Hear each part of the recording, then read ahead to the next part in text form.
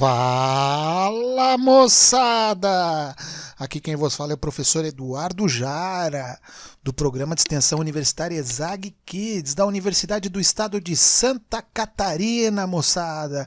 Estamos chegando no nosso 14º episódio da série A Matemática e a Covid-19, do nosso podcast mais querido do Brasil e do mundo matemático. Então, vamos antes de tudo, obviamente, ouvir aquela vinhetinha. Toca aí pra nós, professor!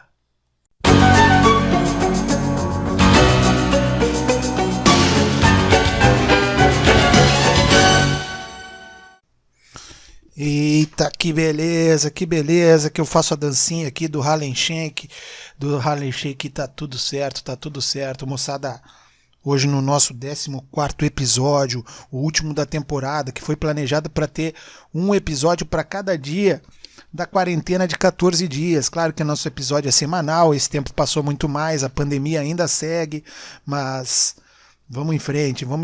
Hoje o título do nosso podcast é o seguinte: uma viagem no tempo acabaria com a pandemia?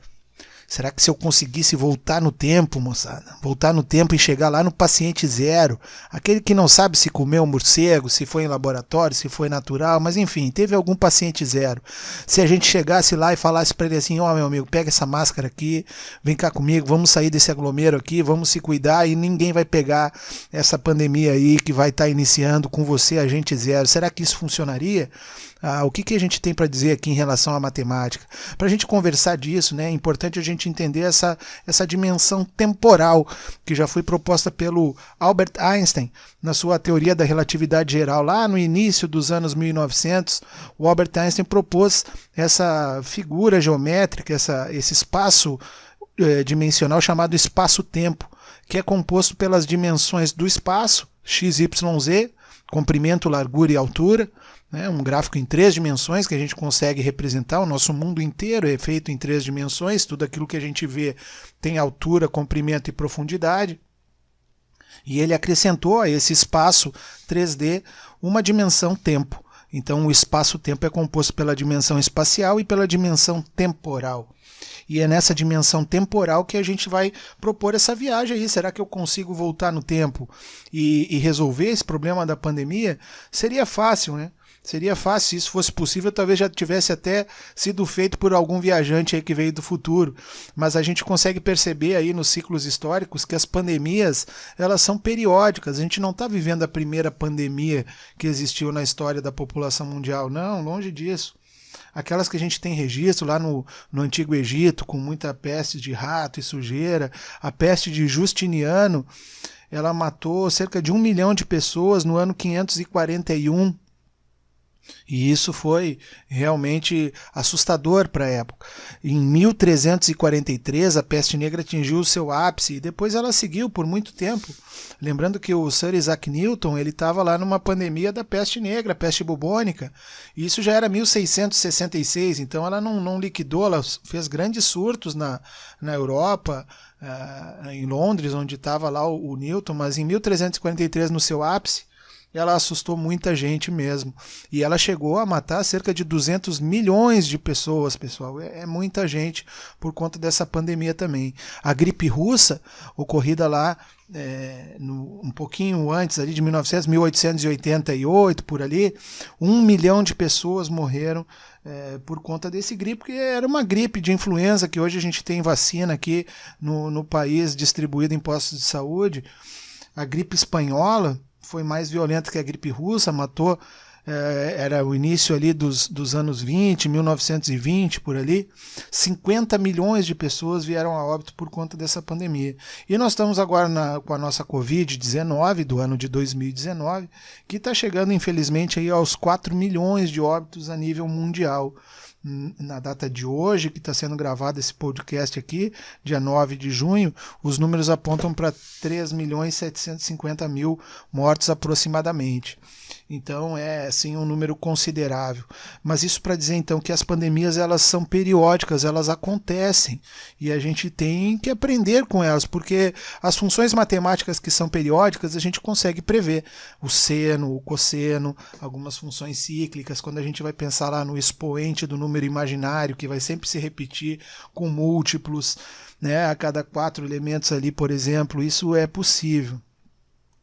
Quando a gente fala em viagem no tempo, é importante a gente lembrar da história do buraco de minhoca, uma teoria que se propõe a curvar o espaço-tempo e fazer com que a gente consiga dobrar o espaço-tempo e atravessar ele, ao invés de percorrer toda uma folha de um lado para o outro, por exemplo, vamos pensar que o espaço-tempo é uma folha papel A4 de ofício.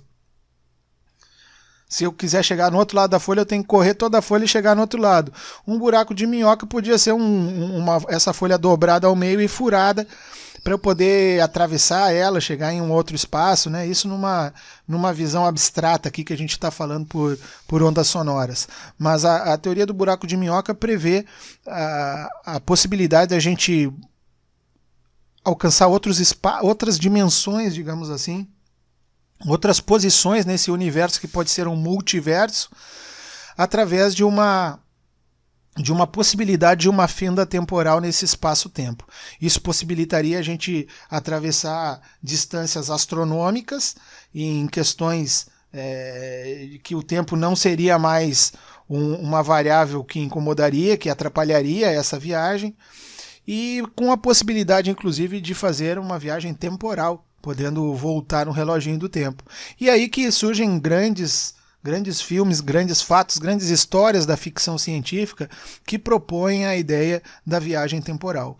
E que junto com ela vem o paradoxo do tempo, um paradoxo muito comum do neto que viaja no tempo para matar o avô.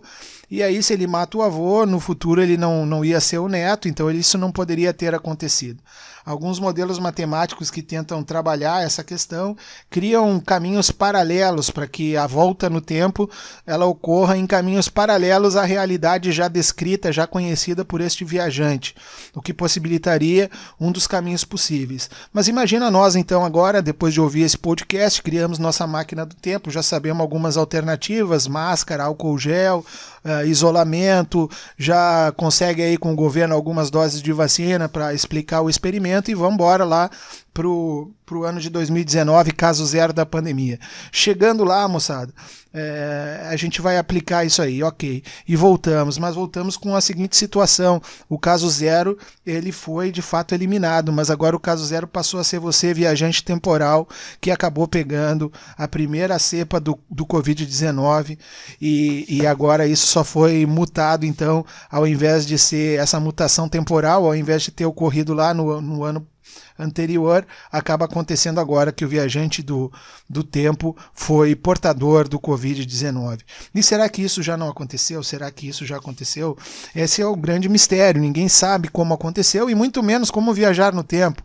Mas a possibilidade de viagem no tempo, ela traz os paradoxos que podem ser facilmente conhecidos, pesquisados e, claro, não comprovados ainda, porque até esse momento ninguém ainda publicou nada a respeito de uma viagem temporal significativa.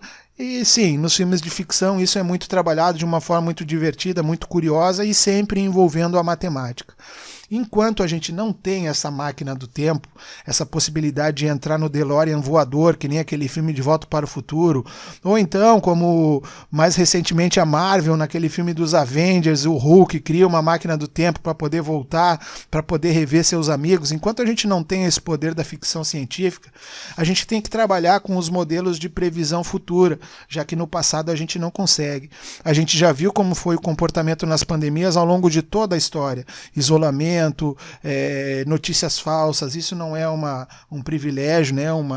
um privilégio ruim, digamos assim, se é que existe esse termo, né? Isso não é uma vantagem para nós, a criação de fake news, isso já aconteceu na história das pandemias, onde receitavam cura com limão, cura com medicamentos que não funcionavam. A gente tem que aprender com a história e usar esses ciclos a nosso favor. Então viajar para o passado e mudar a pandemia, não, mas a gente pode, a partir de hoje, começar a mudar o futuro dessa curva, que todos estejam vacinados muito em breve, que todos sigam se cuidando até, de fato, conseguimos erradicar a Covid-19 do país e quem sabe até do mundo, claro, numa ambição muito maior. Mas isso não vai ser fácil, moçada. Eu só quero dizer, foi um privilégio com vocês estar aqui nessas 14 episódios da Matemática e Covid-19. Em breve voltaremos na nossa terceira temporada do podcast Matematizum, podcast mais amado do universo matemático. Então é com um grande abraço, com um saudosismo desde já, que eu cumprimento em nome de toda a equipe Exag Kids da Universidade do Estado de Santa Catarina. Grande abraço, moçada, do professor Jari, e até a próxima aventura.